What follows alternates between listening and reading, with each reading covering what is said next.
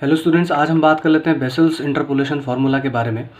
Vessels formula भी equal intervals के लिए यूज़ में लाया जाता है और उसको डिराइव करने के लिए हम गॉस फॉरवर्ड फार्मूला का यूज़ करते हैं। तो बेसल्स फार्मूला का फार्मूला डेरिवेशन आज हम समझ लेते हैं और फिर हम आगे जा कर के उसके बेस पर कुछ क्वेश्चन करने वाले हैं। यहाँ मैंने आपके रेफरेंस के लिए गॉस फॉरवर्ड का जो फार्मूला है वो लिखा हुआ है और आइए इसी से बेसल्स के फार्मूले को बनाने की कोशिश करते हैं। सबसे पहले आप देख सकते हैं हमारे पास जो टर्म है वाई नॉट, तो वाई नॉट को बेसिकली बेसल्स ने अलग तरह से लिखने की कोशिश की है। वाई नॉट को हम नॉर्मली इस तरह से भी लिख सकते हैं, y not upon two plus y not upon two. Means अगर कोई सिंपल अगर टू, सपोज यहाँ पर टू वैल्यू है तो टू को हाफ हाफ करके वन प्लस वन भी लिखा जा सकता है, या अगर वन है तो यहाँ पर पॉइंट फाइव करके भी लिखा जा सकता है। तो that is not making any difference over there. तो यहाँ पर हम इस इक्वेशन को लिखने की कोशिश कर रहे हैं और बेसल ने बेसिकली क्या किया, पहले इस पर्टिकुलर वैल्यू में, फिर इसको छोड़ करके इस पर्टिकुलर वैल्यू में, इसको छोड़ करके इस पर्टिकुलर वैल्यू में चेंजेस किए हैं। तो आइए हम समझ लेते हैं। तो हमने यहाँ पर चेंजेस कर लिए हैं। चेंजेस का मतलब उन्होंने एवरेज लेने की कोशिश की है, दोनों को प्लस करके अपॉन टू करने की कोशिश की है। आइए यहाँ पर अगले टर्म को देख लेते हैं। ये कॉमन टर्म हमारे पास ऐसे के ऐसे ही रहने वाला है, that is p delta y not. आगे आ जाते हैं दूसरे के लिए, उसमें भी इन्होंने एक बार इनको दो ऐड किया है और दोनों को यानी 1/2 से इनकी मल्टीप्लिकेशन कर दी एक तरह से। तो p 1/2 p मल्टीप्लाई बाई ये पूरा का पूरा फंक्शन एक साथ हो गया और फिर से इसी फंक्शन की मल्टीप्लिकेशन फिर से हमने इसको 1/p के साथ 1/2 के साथ लिख दिया है। ठीक है स्टूडेंट्स, आई होप आपको समझ में आया होगा। ये हमने यहाँ तक लिख दिया है, इसमें कोई भी चेंजेस नहीं किए हैं, तो ये ऐसे कैसे रहने वाला है। p + 1 p -1 factorial 3 delta cube y -1। यहाँ के लिए आ जाते हैं, इसको भी इन्होंने अपॉन करके लिखा है, यानी 1/2 की मल्टीप्लिकेशन के साथ लिखा है दो टर्म में।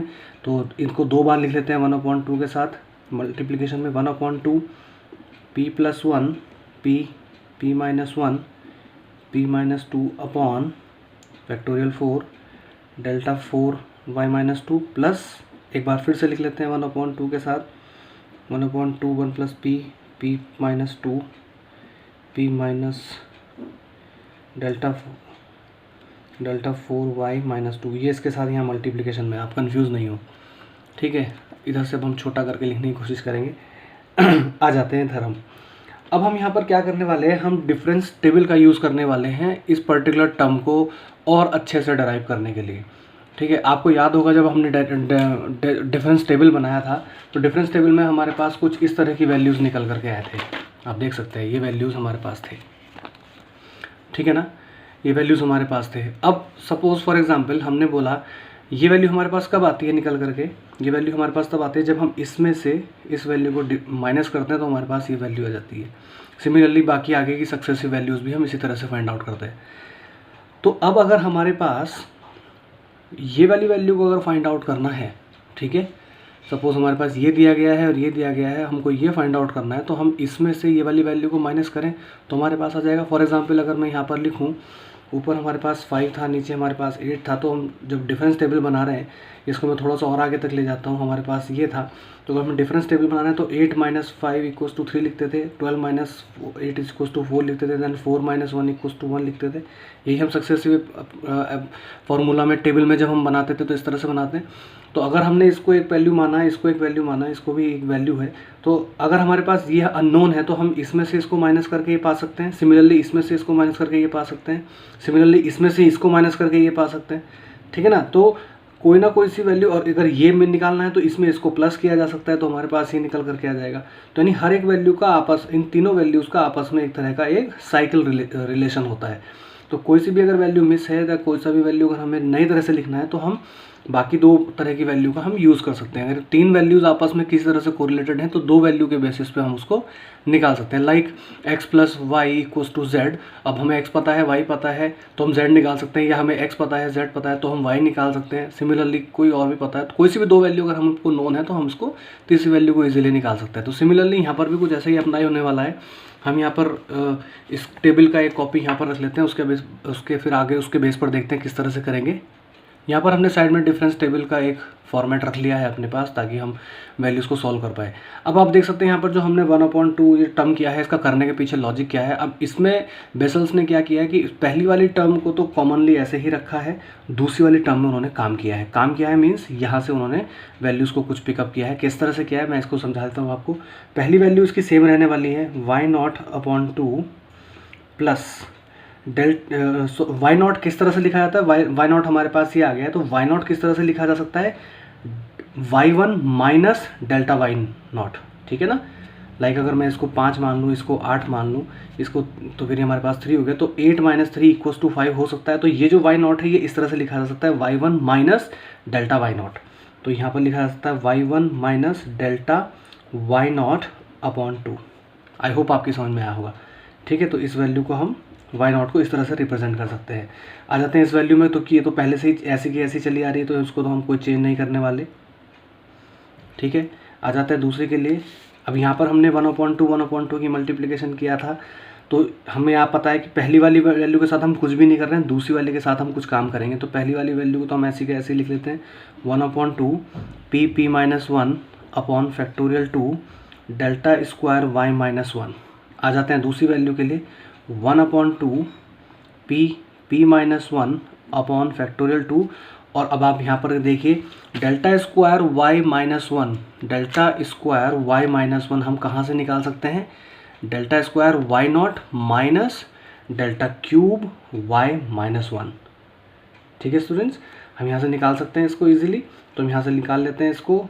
तो इसकी वैल्यू को हम अगर रिप्लेस कर दें तो ये लिखा जा सकता है delta y square y0 minus delta cube y-1, ठीक है। आगे आ जाते हैं, इस टर्म में हमें कुछ भी काम नहीं करना है, तो ये हमारी ऐसी की ऐसी रहने वाली है, upon factorial 3 delta cube y-1 plus. आ जाते हैं इस वैल्यू के लिए, ये हमारी कॉमन रहने वाली है। अब हम इसमें काम करेंगे, तो 1/2 p+1 p(p-1) p-2 upon factorial 4 delta 4 y-2। और हम इसमें काम करेंगे, तो 1/2 p+1 p(p-1) p-2 upon factorial 4 और डेल्टा 4y-2, डेल्टा 4y-2 को हम और किस तरह से लिख सकते हैं, यानी इसके नीचे वाली टर्म में से अगर इसके आगे वाला टर्म अगर हम माइनस कर दें तो आ जाएगा। इसके नीचे वाली टर्म कौन सी होने वाली, क्योंकि y की 1 की लाइन ये सक्सेसिव चलती है, तो अगर एक तरह से देखा जाए तो हमारे पास ये लाइन आएगी इस तरह से, है ना, ये लाइन इस तरह से आ जाएगी, और आगे delta to the power 5 y-2 मिलेगा, है ना।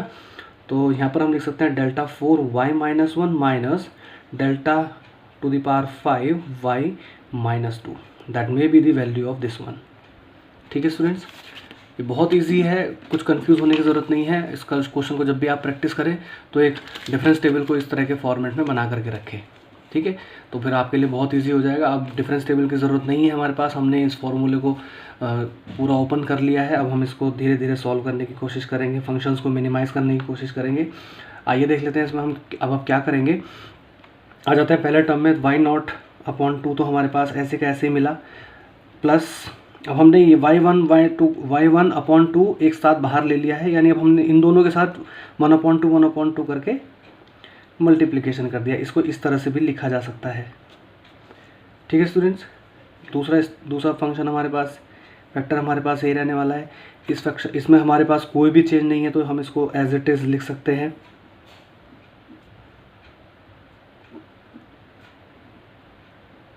ये हमने लिख दिया।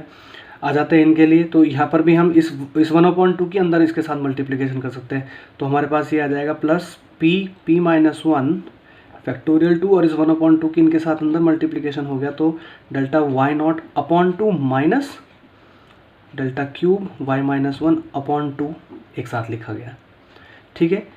इस वाले फंक्शन में कोई भी, इस वाली फैक्टर में, इस वैल्यू में कोई भी चेंज नहीं आने वाला है, तो इसको ऐसे कैसे रखने वाले हैं हम, ठीक है। यहाँ पर आ जाते हैं,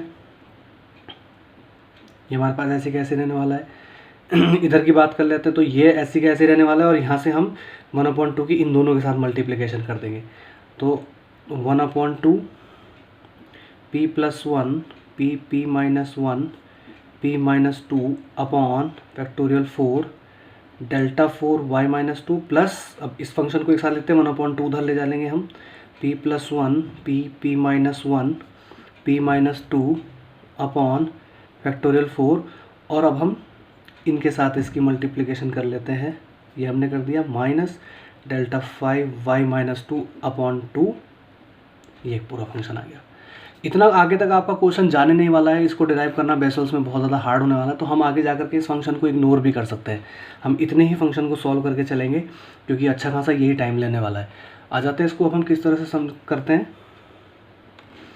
अब देखिए इन दोनों को एक साथ लिखा जा सकता है लाइक दिस वन, ठीक है, प्लस अब हम यहाँ पर देखिए सॉल्व करने की कोशिश करते हैं। हम यहाँ पर देख सकते हैं हमारे पास minus delta y not upon two plus p delta y not हमारे पास कॉमन वैल्यू आ गई। हम यहाँ से अगर डेल्टा वाई नॉट को कॉमन ले लें पॉजिटिव के, तो हमारे पास -1/2 अंदर कॉमन बचेगा और प्लस पी बचेगा। तो प्लस वाले फैक्टर को इधर ले आएंगे, -1/2 को उधर ले जाएंगे, तो हमारे पास कुछ वैल्यू इस तरह की आ जाएगी। हमने यहाँ से इन दोनों में से ये कॉमन ले लिया, तो हमारे पास बचा है p -1/2। ठीक है स्टूडेंट्स, आगे आ जाते हैं, यहाँ पर बात करते हैं इसके लिए। तो सिमिलरली इसके लिए भी हम इस 1/2 की इसके साथ मल्टीप्लिकेशन कर सकते हैं, तो हमारे पास बचेगा p -1 अपॉन फैक्टोरियल 2, और इस delta multiply with delta square y-1 upon 2, ये वाला 2 का इसके नीचे चला गया, प्लस इस वेक्टर की इसके अंदर दोनों के साथ मल्टीप्लिकेशन कर दें, तो ये लिखा जा सकता है p -1 upon factorial 2 multiply with delta square y0 upon 2 minus, एक बार फिर से लिख दें p -1, ये मल्टीप्लिकेशन हो गया इसके साथ अंदर, डॉट अपॉन 2, ठीक है, प्लस आ जाते हैं आगे की तरफ। इसमें हमारे पास कोई भी फ़र्क नहीं पड़ने वाला। तो अब देखिए हम कुछ बिसल्स ने लगाया है इसको, फैक्टोरियल 3 को हम नॉर्मली इस तरह से भी लिख सकते हैं, p -1 अपॉन फैक्टोरियल 3 को हम नॉर्मल इस तरह से भी लिखा जा सकता है, ठीक है ना, क्योंकि इसकी वैल्यू ये रहने वाली है। इसके साथ मल्टीप्लिकेशन में हम रख देते हैं डेल्टा क्यूब y-1 प्लस, अब हम क्या करने वाले हैं, इस अब हम जो है क्या, इस 1/2 की मल्टीप्लिकेशन इसके साथ कर देंगे, तो हमारे पास बचेगा p +1 p -2 अपॉन फैक्टोरियल 4, ये 1/2 इसके नीचे मल्टीप्लिकेशन कर दिया, तो हमारे पास ये आ गया, ठीक है। और अब हम इसमें से इसको इग्नोर कर दे रहे हैं, हम केवल यहाँ तक कॉमन टर्म अपने पास ले रहे हैं, क्योंकि ये बहुत बड़ा क्वेश्चन आगे हो जाएगा डिराइव करने के लिए। तो हमने सिर्फ इतने कॉमन पोर्शन को लेकर के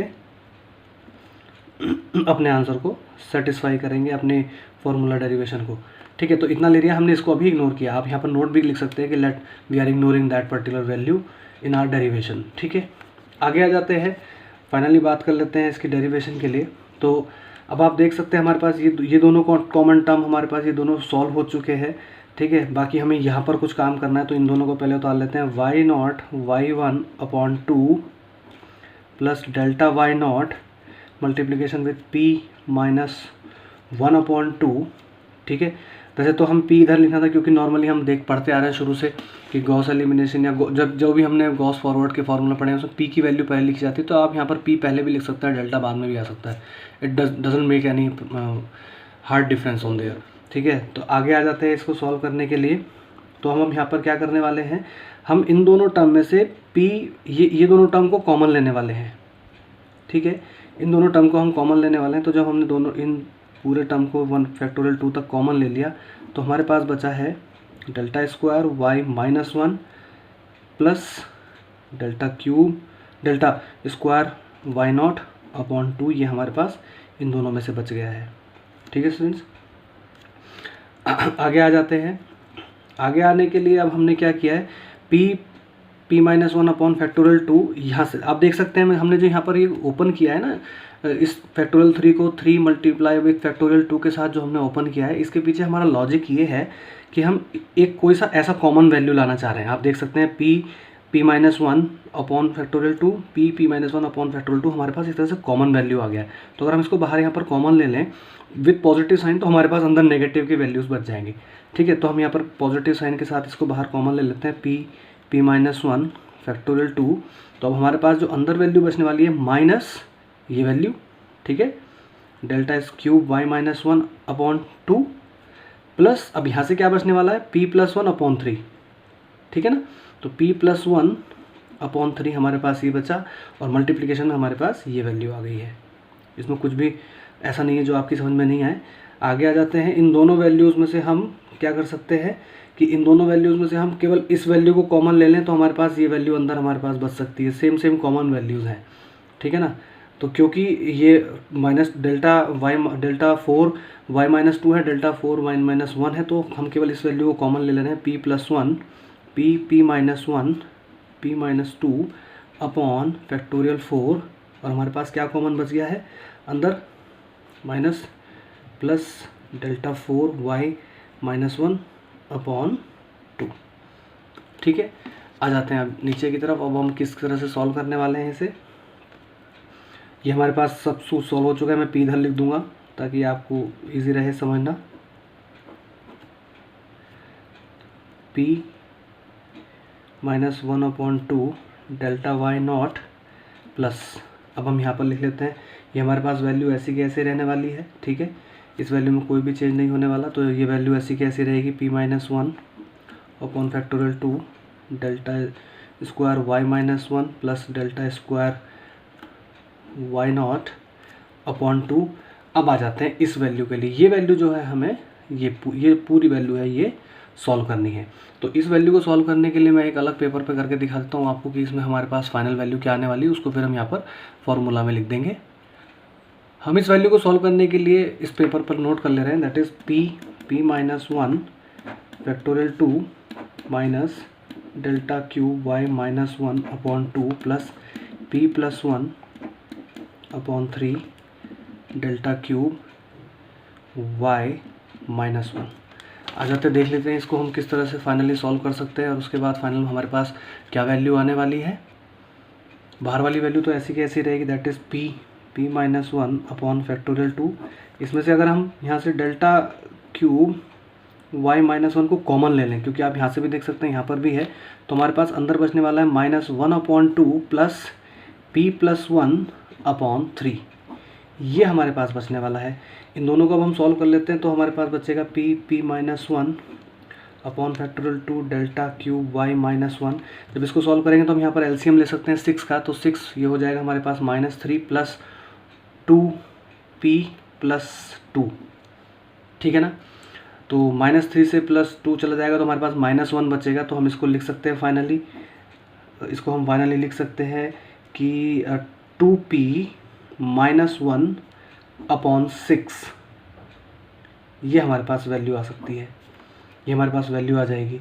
इसको हम और अगर मोर प्रिसाइजली डिराइव करें तो अगर हम इसको लिख लें वन अपो, ये सिक्स को अगर हम बाहर इसकी मल्टीप्लिकेशन कर दें तो ये बाहर चला जाएगा, और हमारे पास ये अंदर आ जाएगा two p upon two one upon two, तो ये टू से टू चला जाएगा, और ये delta cube y minus one हमारे पास इधर बाहर मिला, तो हमारे पास फाइनली मिल सकता है क्या, तो p minus one upon two इधर आ गया एक वैल्यू, तो इसके साथ ही मल्टीप्लिकेशन में हो जाएगी, तो p minus one upon two इसके साथ ही ऊपर चला गया, p minus one upon six को लिखा जा सकता है फैक्टोरियल थ्री, ठीक है, और हमारे पास ये वैल्यू ऐसी कैसी आ गई, ठीक है। तो आप देख सकते हैं हमारे पास ये वैल्यू आ गई। आई होप समझ में आएगा, नहीं तो आप एक बार वीडियो पॉज करके दोबारा से देखना शुरू करें, और हमारे पास ये जो वैल्यू आई है इसको हम यहाँ पर फॉर्मूला में लिख देते हैं, that is plus p minus one upon two p minus one upon factorial three delta cube y minus one,